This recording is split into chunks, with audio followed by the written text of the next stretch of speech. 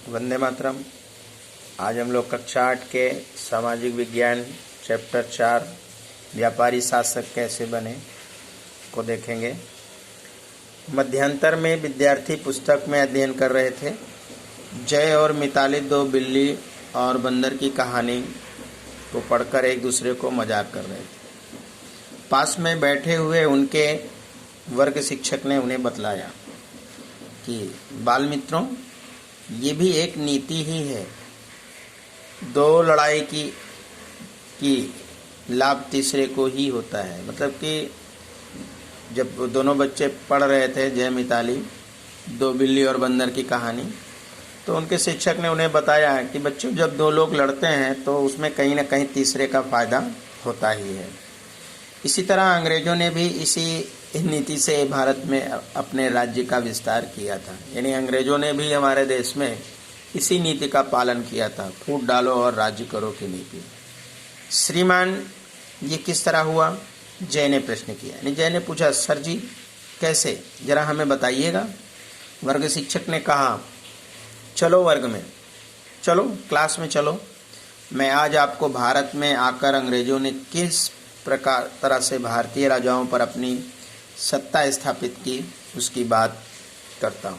तो कहा चलो ठीक है, क्लास में चलो और मैं आप लोगों को बताता हूँ कि हमारे देश में अंग्रेज कैसे आए और उन्होंने किस प्रकार से अपनी सत्ता स्थापित की।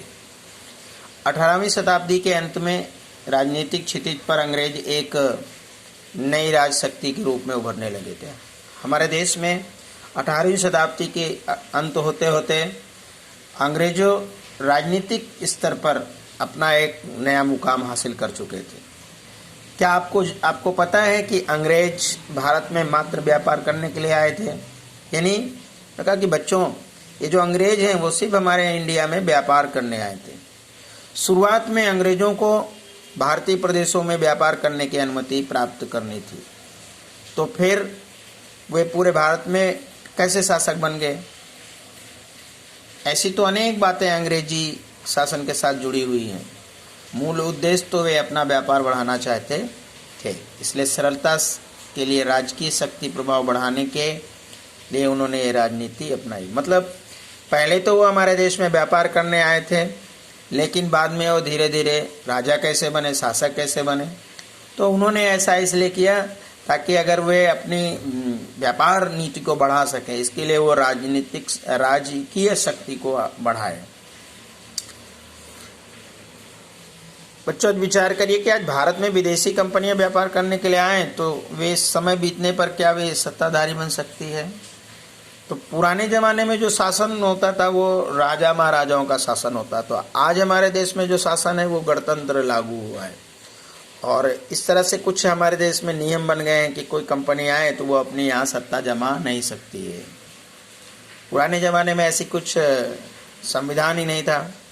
पुराने ज़माने में राजा महाराजाएं थे और एक दूसरे को मारते काटते थे, उसके बाद किसी भी राज्य पर हमला करके उसको जीत लेते थे, और आज ऐसा कुछ संभव नहीं है। अंग्रेज जी यहाँ आए, उन्होंने हमारे देश में राजाओं को लड़वाकर फिर कूटनीति से धीरे धीरे अपना व्यापार की जगह अपने शासन भी किया और व्यापार तो बढ़ाए ही। अब जिसमें हम वेलेस्ली के बारे में पढ़ेंगे, उन्होंने अंग्रेजी विस्तार को, अंग्रेजों के अपने इस विस्तार को कैसे आगे बढ़ाया। वेलेस्ली गवर्नर जनरल बनकर जब भारत आया तब उस समय इंग्लैंड और फ्रांस के बीच तीव्र स्पर्धा चल रही थी। मतलब वेलेस्ली जब गवर्नर बना तो भारत में फ्रांस और इंग्लैंड दोनों ही तीव्र स्पर्धा के रूप में आए और अपना व्यापार कर रहे थे। भारत में फ्रेंच ताकत न बने, इसलिए भारत के देशी राज्यों में अंग्रेजी सत्ता का विस्तार करने के लिए एक योजना बनाई जिसे सहायक योजना कहा गया। यानी जो फ्रांस है उसकी भारत में ताकत ना बढ़े, और इसके लिए वेलेस्ली ने एक नीति बनाई जिसे उसने सहायक योजना नाम दिया। मतलब एक योजना बनाई। ये कैसी योजना थी? ये योजना को स्वीकार करने वाले देशी राज्यों को अपने राज्य में अंग्रेजी सेना रखनी पड़ेगी, परंतु सेना का खर्च उस देशी राज्य को उठाना पड़ता था। बच्चों, सेना रखने की क्या जरूरत थी? तो उस समय कोई भी राजा किसी भी राज्य पर हमला कर देता था, तो अपनी बचाव करने के लिए राजा लोग इन अंग्रेज़ों से सहायता मांगते थे। और इसी का फ़ायदा उठाकर वेलेस्ली ने अंग्रेजी बनी इंग्लैंड से सेना मंगवाई और कुछ सेना यहाँ पर व्यवस्था स्थापित की, सैनिकों को भर्ती किया और उस राज्य को अंग्रेज सेना देना प्रोवाइड किया, जिससे कोई राजा उस राज्य पर हमला न कर सके। साथ ही साथ उसने ये अपनी नीति अपनाई कि उस राज्य में एक अंग्रेज प्रतिनिधि रहेगा, यानी जो लीडरशिप रहेगा, लीडर है, प्रतिनिधि है, वो अंग्रेज रहेगा। इस तरह अंग्रेजी सेना और उनके प्रतिनिधि सुरक्षित रहते हैं। देशी राज्यों को अंग्रेज सेना मिलती थी, परंतु उनका उपयोग वे कर नहीं सकते थे। मतलब सेना तो उन्होंने रख दे दिया, परंतु वो चाहें कि हमारे हिसाब से ये अंग्रेजी सेना काम करें, तो ऐसा अंग्रेज सेना नहीं करती थी। वेलेस्ली की सहायक योजना के शिकार भारत के अनेक देशी राज्य बन गए। अब जितने लोग इन सेना को इसकी वेलेस्ली की योजना को स्वीकार किया, उनके यहाँ पर अंग्रेजी सेना स्थापित हो गई, यानी अंग्रेज सेना तो हो गई, परंतु वे लोग उसका उपयोग नहीं कर पाए, खुद ही उल्टे फंस गए और उनके शिकार हो गए। अब इनमें से कौन कौन से ऐसे हमारे उस समय राज थे जो इसका शिकार हुए, जिसमें से निजाम, मैसूर, अयोध्या, गायकवाड़, मराठा, ये कुछ राज्य थे जो वेलेस्ली की सहायक योजना के शिकार हुए। देशी राज्यों के लिए यह सहायक योजना मीठे जहर की तरह थी, स्वीट पॉइजनस। शुरुआत में राजाओं को सुरक्षा और मदद दिखलाई पड़ती थी, परंतु धीरे धीरे वास्तव में तो वो गुलामी का अनुभव कराती थी। मतलब पहले राजाओं को ये बहुत स्वीट पॉइजनस, मतलब बहुत अच्छा लगा, लेकिन बाद में उन्हें पता चला कि अरे ये तो गुलामी की तरह है और अंग्रेज हमारे ऊपर अब तो शासन करने लगे धीरे धीरे। वेलेस्ली की इस विस्तार योजना, सहायक योजना के प्रथम शिकार हैदराबाद का निजाम बना। बाद में मैसूर, अयोध्या के राज्य इसके शिकार हुए। फिर धीरे धीरे तंजौर, कर्नाटक का यही हाल हुआ। मराठा सरदारों में भी आपस में झगड़ा करवाकर उन्हें भी अपनी योजना का शिकार उन्होंने बनवा लिया। यानी अंग्रेजों ने एक दूसरे लोगों को आपस में झगड़ा करवाकर इसमें शामिल कर लिया। और शुरू में तो ये बहुत अच्छा लगा लोगों को कि भाई हमारे यहाँ अंग्रेजी सेना है, अगर कोई दूसरा राजा हम पर हमला करेगा तो हम इनकी मदद से उस पर हमला कर देंगे, परंतु ऐसा कुछ हुआ नहीं। इस तरह से भारत के बहुत ऐसे राज्य थे जो इसके बहकावे में आ गए और उन्होंने अंग्रेजी सेना रख ली। मराठाओं के साथ लड़ाई करके निजाम को काफ़ी नुकसान उठाना पड़ा था, क्योंकि भारत देश में जानते हैं पहले से जो निजाम, मराठा या सरदार या बहुत सारे राजपूत वंश थे, आपस में इन लोगों की नहीं पड़ती थी। तो उस समय मराठाओं के साथ निजाम काफ़ी इनका झगड़ा हुआ तो उनको काफ़ी नुकसान हुआ। अब निजाम ने सर्वप्रथम इस योजना को स्वीकार किया था। यानी निजाम ने जब मराठाओं के साथ युद्ध हुआ तो उनको काफ़ी नुकसान हुआ, तो इसलिए निजाम बोले कि चलो यार, अगर हम सेना रख लेते हैं तो हमारी ये सेना मदद करेगी और अंग्रेजी सेना के डर से कोई सामने वाली सेना हम पर हमला नहीं करेगी, क्योंकि मेरे पास बहुत सारी सेना है। टीपू सुल्तान का राज्य तो पहले ही अंग्रेजों की हुकूमत में आ गया था। अब नाना फडणवीस के अवसान से मराठा संघों के बीच भी झगड़ा शुरू हुए। यानी टीपू सुल्तान, उनके पिताजी, उन सबको अंग्रेजों ने मार दिया और उनके राज्य को अपने अंग्रेजी हुकूमत से शामिल कर लिया। इसके बाद जब निजाम लोगों में नाना फडणवीस की मृत्यु हुई तो उनके मराठा संघों में भी झगड़ा शुरू हो गया था। एक के बाद एक मराठा राज्य अंग्रेजी की फूट डालो और राज्य करो, डिवाइड एंड रूल की नीति के शिकार होते चले गए। यानी अंग्रेजों ने क्या किया कि अब मराठाओं को फूट डालना शुरू किया। और उस समय हमारा देश छोटे छोटे राज्यों में बटा हुआ था और हर एक राज्य में अपना एक शासक होता था और शासक दूसरे राजा पर हमला, यानी दूसरे राजाओं की राज्य पर हमला करके, झगड़ा करके, उनको मारकर हथिया उनका राजा हथिया लेता था। अंग्रेज क्या किए, एक राजा को मिलाते, दूसरे के एक राजा के साथ मिलकर दूसरे राजा पर हमला करते, यानी भाई भाई के साथ झगड़ा करवाते और आपस में फिर उनमें फूट डालते। यानी ये अंग्रेजों की डिवाइड एंड रूल यानी फूट डालो और राज करो की नीति थी।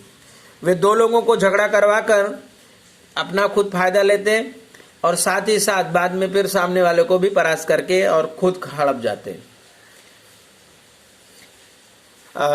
अब इसकी डिवाइड एंड रूल की भारत के कुछ ऐसे राज्य थे जैसे अयोध्या, गोरखपुर, कर्नाटक, फर्रुखाबाद आदि राज्य एक या दो या दूसरे बहाने से हड़प लिए गए। अब अगर उन्होंने ये नीति नहीं अपना पाई तो दूसरे तरीके से भी इन्होंने अयोध्या, गोरखपुर, कर्नाटक, फर्रुखाबाद को अपने अंदर में ले लिया। यानी इस तरह से 7 साल वर्ष के समय में वेलेस्ली ने कंपनी का विस्तार किया और अपनी इस योजना के द्वारा कंपनी सत्ता को सर्वोपरि बना दिया और कंपनी की सत्ता को वो आगे बढ़ाता चला गया। वेलेस्ली ने सिर्फ 7 साल संभाले और उसने बहुत सारे युद्ध किए, बहुत सारे अपनी नीति के द्वारा और उसकी सबसे बड़ी डिवाइड एंड रूल नीति प्लस सहायक योजना के माध्यम से उसने भारत में अंग्रेजों की सत्ता को मजबूत करने का बहुत ही काफी प्रयास किया। ये बच्चों सहायक योजना स्वीकार करने वाले राज्य हैं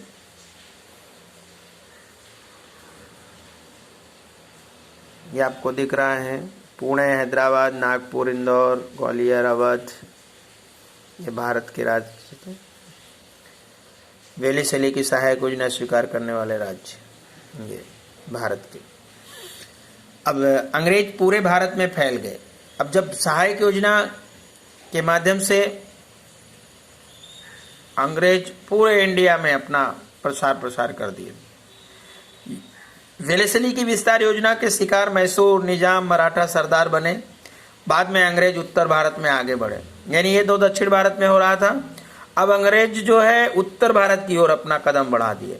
उत्तर भारत में बढ़कर नेपाल ने भय के कारण उनके साथ मित्रता कर ली, यानी ये देखिए वेलेस्ली की नेपाल। उसके बाद सिख महाराजा रणजीत सिंह के साथ मित्रता की, अफगान विद्रोह में जीत प्राप्त की, सिंध में भी सत्ता स्थापित कर ली। यानी अब उनका सिंध प्रांत में भी, यानी जैसे आपका तिब्बत ले लीजिए, चीन ले लीजिए, बांग्लादेश ले लीजिए, पाकिस्तान वाला भाग, अफगानिस्तान, ये सब उनके धीरे धीरे अंडर में आता गया। फिर महाराजा रणजीत सिंह के साथ मित्रता की और अफगान विद्रोह में जीत प्राप्त की, सिंध में भी सत्ता स्थापित की। सिखों की बढ़ती हुई ताकत देखकर अंग्रेजों ने सिख साम्राज्य को हड़पने की कोशिश की। मतलब अब अंग्रेजों ने देखा कि महाराजा रणजीत सिंह महाराजा रणजीत सिंह और अफगान के साथ युद्ध किया और उसमें राजा रणजीत सिंह की जीत हुई और महाराजा रणजीत सिंह का प्रभाव बहुत आगे बढ़ रहा था, यानी वो सिख है और उस सिखों की ताकत को वो स्वीकार न कर सका वेलेस्ली और उसने सोचा कि अब पंजाब में महाराजा रणजीत सिंह पर हमला किया जाए और उनको असफलता उनको पहुंचाई जाए। परंतु जब तक पंजाब में रणजीत सिंह का राज्य था तब तक उन्हें सफलता प्राप्त करने का अवसर नहीं मिला, इसलिए महाराजा रणजीत सिंह के साथ उन्होंने मित्रता की। यानी महाराजा रणजीत सिंह पंजाब में अपना शासन कर रहे थे और वेलेस्ली सोचा कि चलो इनको किसी कूटनीतिक चाल से हराएं, लेकिन महाराजा रणजीत सिंह इतने शक्तिशाली राजा थे कि वो उनको हरा नहीं सका, तो इसलिए वेलेस्ली ने बुद्धिमानी से उनके साथ मित्रता का हाथ बढ़ाया। रणजीत सिंह उस समय शक्तिशाली शासक थे। उन्होंने राज्य की सुरक्षा के लिए यूरोपीय अफसरों की सहायता से मजबूत सेना का निर्माण किया था। मतलब उस समय जो रणजीत सिंह थे बहुत शक्तिशाली राजा थे और उन्होंने यूरोप के लोगों की मदद से अपनी सेना को आधुनिक तरीके से सुसज्जित किया था। आसपास के अधिकतर प्रदेशों पर उन्होंने विजय प्राप्त की थी। आसपास के जो इलाके थे उसको राजा रणजीत सिंह ने ही जीत रखा था। उनके अवसान के बाद पंजाब में अराजकता फैल गई और जैसे ही उनकी मृत्यु हुई तो पंजाब एकदम अराजक हो गया। उनकी जो टुकड़ियां थी वो इधर उधर तहन बहन हो गई, अराजकता फैल गई थी, एक तरह से शासन बिल्कुल खत्म हो गया। रणजीत सिंह जीवित रहे तब तक पंजाब के प्रशासन में अंग्रेज लोग हस्तक्षेप करने का साहस नहीं कर सकते। जब तक महाराजा रणजीत सिंह थे अंग्रेज वहां तक पहुंच ही नहीं पाए, और जैसे ही उनकी मृत्यु हुई अब उनके अवसर को प्राप्त हो गया, और हार्डिंज गवर्नर जनरल के रूप में भारत में आते ही उसने सिख साम्राज्य को भेदभाव की नीति से अंग्रेजी शासन के नीचे ला दिया। अब जैसे ही महाराजा रणजीत सिंह की अवसान हुई, देहांत हुआ, तो जो गवर्नर जनरल है वो उस नीति का फायदा यानी उस समय उस अवसर का फायदा उठाया और आपस में ही लोगों को लड़वा कर और पंजाब पर अपना सत्ता स्थापित किया। जो विचार करिए कि अंग्रेजों ने सर्वप्रथम बंगाल में सत्ता स्थापित की और क्यों की, तो क्यों किया ये आप सोचिए। सिख साम्राज्य और अफगान प्रदेश के ऊपर अंग्रेजों की सत्ता क्यों स्थापित करनी पड़ी? फिर अंग्रेजों का सैन्य बल छोटा था तो भी वे पूरे भारत में सत्ता किस तरह स्थापित कर सके? अंग्रेज अपना शासन पूरे भारत में स्थापित करने में सफल हुए तो इसके कारणों के विषय में चर्चा कीजिए। अंग्रेजों ने सर्वप्रथम बंगाल में स्थापित की क्योंकि बंगाल उस समय व्यापार का केंद्र था और वहां से बंगाल की हुगली नदी से आवागमन का बढ़िया साधन था और सबसे बड़ा प्रांत भी था। इसलिए अंग्रेजों ने उसको जीतने के लिए अपनी कोशिश की। सिख साम्राज्य और अफगान प्रदेश के ऊपर अंग्रेजों का सत्ता क्यों स्थापित करनी पड़ी? क्योंकि सिख साम्राज्य और अफगान प्रदेश उत्तर भारत में आते हैं। इसलिए अब अफगानों को यानी चूंकि ये लोग दक्षिण भारत में अपना शासन कर ही चुके थे, यानी उनका राज्य हो चुका था, अब ये उत्तर की ओर बढ़ना चाहते थे, तो सिख साम्राज्य और अफगान ये उत्तर क्षेत्र में आते थे, इसलिए उन्होंने उन पर अपना प्रभाव जमाने के लिए और पूरे भारत में उनका शासन हो इसके लिए वो आगे बढ़े। अगला कि अंग्रेजों का सैन्य बल छोटा था तो फिर भी वे भारत की सत्ता किस तरह, तो अंग्रेजों का सैन्य शासन तो छोटा था परंतु उनकी नीतियां बहुत ही कुशल थी। वे पहले सामने वाले से झगड़ा नहीं करते थे, वे पहले दो राजाओं को आपस में लड़ा देते थे, तीसरे राजा के साथ दो राजाओं को लड़ाने के पहले एक राजा से मित्रता करके उसके साथ युद्ध करते, फिर बाद में उसकी सारी नीति समझ लेते, उसकी कमजोरी समझ लेते, बाद में फिर जो दो राजाओं में से एक राजा पराजित हो जाता तो बचा जो पहला राजा है उसको वो लोग आसानी से उसकी कमजोरियों को भांपकर उसको पराजित कर देते। इसलिए वो अपनी नीतियों के माध्यम से छोटी टुकड़ी रखते हुए भी हमारे देश पर या दूसरे राजाओं को हराकर अपनी सत्ता स्थापित किया। अंग्रेज अपना शासन पूरे भारत में स्थापित करने में सफल हुए, उसके कारण बहुत सारे कारण हैं। पहला कारण है हमारे देश की कि राजा महाराजाओं का शासन था और राजा आपस में एक दूसरे से पटती नहीं थी। दूसरे फूट यानी आपस में हमारे देश के राजाओं की पटती भी नहीं थी, वे एक दूसरे से जलते थे, यानी कह सकते हैं कि सामंजस्य नहीं था, सहयोग नहीं था, आपस में प्रेम नहीं था। इस वजह से अंग्रेजों ने हमारे देश में इसका फायदा उठाया और पूरे भारत देश में अपना 200 सालों तक राज्य किया। अब अगले वीडियो में हम डलहौजी की हड़प नीति को देखेंगे और इसके माध्यम से देखेंगे कि वो कौन कौन से राज्य हैं जिनको वो हड़पता है। वंदे मातरम, जय हिंद।